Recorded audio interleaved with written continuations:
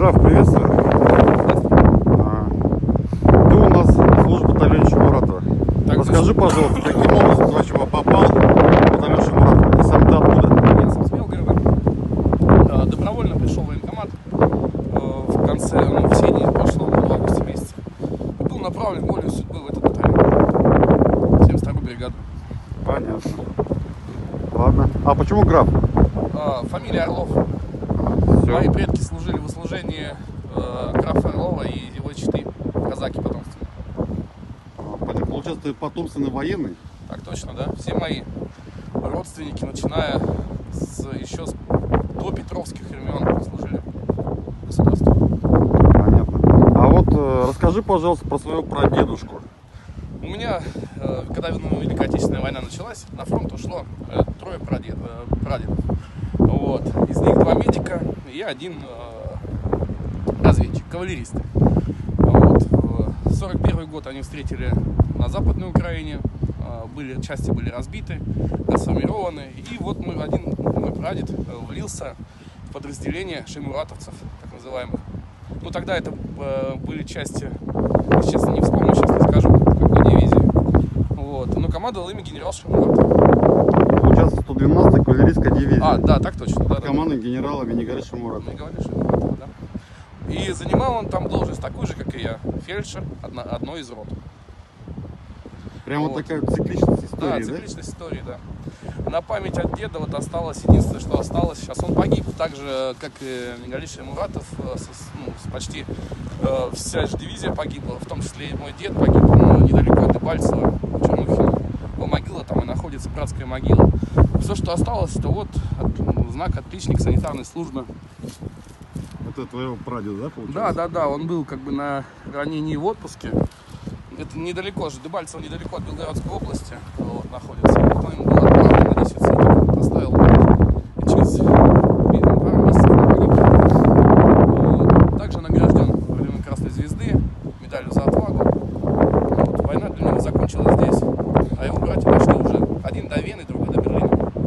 Понятно. А вот еще один вопрос такой. А как твои родственники, бабушки, дедушки там отреагировали на то, что ты попал в башкирский батальон? Именно в батальон Шаймуратова. Бабушка, баба Аня, дочь деда Тимофея, очень горда этим оказалась. Она очень удивилась, вот, и очень гордилась. Бабушка Юля тоже у меня, вот. Она тоже, они почти все у меня медики, учителя, они все это прекрасно понимают, вот, поддерживают меня и очень горды тем, что я продолжаю свою службу. И тем более с башкирами. Вот. Одна большая семья. А что вообще можно сказать по поводу своих товарищей вот сейчас из батальона Шаймуратова по поводу башкир? Как сказал мой комбат, вот, знаешь, чем башкиры от белгородцев отличаются? Что то на Б. Вот, в хорошем смысле этого слова. Вот. Ребята отчаянные, хорошие, идут до последнего, до конца. Вот. С многими из них я прошел не один бой, реально не один бой. В сентябре месяце очень сильно показали себя настолько сильными и настолько отчаянными, смелыми ребятами, которые не ушли со своих позиций. Вот, считаю, весь батальон держался там до последнего. Сейчас то же самое.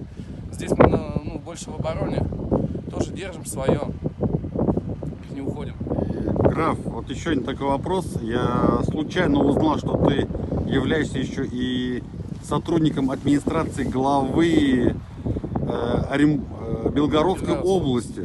Да, по вопросам молодежного военно-патриотического духовного, нравственного военно-патриотического воспитания, да. Я развивал казачество вот, в основном. Тоже близкая для меня тема, так как в основном из казачества. Да, я занимался, у меня была хорошая зарплата и должность, но я решил, что мое место здесь. Ну, ты пошел по стопам своих предков, да? Отцов, дедов. Да. Ну, это очень похвально. Я очень рад, что служил в этом батальоне. И вот такая вот история у нас в батальоне. То, что человек, сотрудник администрации главы Белгородской области, пошел по контракту служить по доброй воле и попал в батальон, названный в честь генерала Шаймуратова, в котором служил его прадедушка. То есть вот потомственный военный, потомственный служака, можно сказать. Да, сам служил уже больше, наверное, выслуга у меня больше 15 лет уже. За 17 лет я в армии. Поэтому Не такая вот офицер, а добрая история. Вот такая вот добрая история у нас в батальоне Шумы.